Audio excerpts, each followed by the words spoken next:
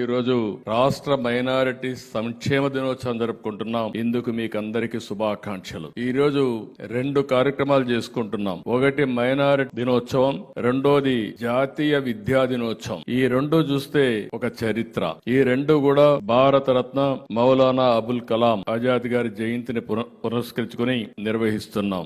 ఆయనకు ఘనమైన నివాళులర్పించాలి. ఈ దేశంలో ఒక మంచి దేశభక్తుడు ఎవరంటే దానికి చిరునామా మౌలానా అబుల్ కలాం ఆజాద్. ఈరోజు చాలా మంది ఉంటారు, కానీ కొంతమంది చరిత్రలో మిగిలిపోతారు. అలాంటి వ్యక్తుల్లో వీరొకరు. ఆ రోజు స్వాతంత్రం కోసం పోరాడారు. ఆ తర్వాత మీరు చూస్తే దేశంలో ఈ రోజు ఒక నాలెడ్జ్ ఎకానమీ వచ్చిందంటే దానికి నాంది పలికిన వ్యక్తి మౌలానా అబుల్ కలాం ఆజాద్ గారు. తొలి భారత విద్యాశాఖ మంత్రి, భారత రత్న.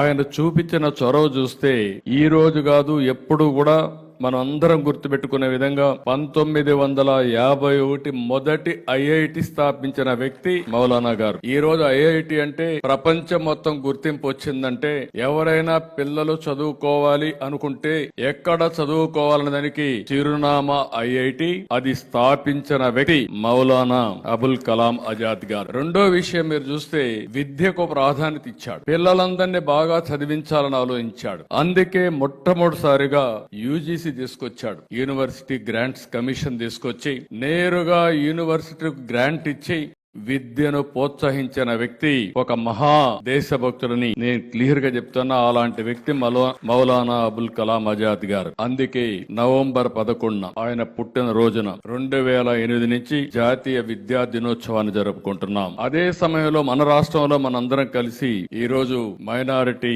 సంక్షేమ దినోత్సవాన్ని కూడా మనం జరుపుకునే పరిస్థితికి వచ్చాం. ఇలాంటి వారిని ఒకసారి స్ఫూర్తికి తెచ్చుకోవడం ఓసారి అనిపిస్తుంది.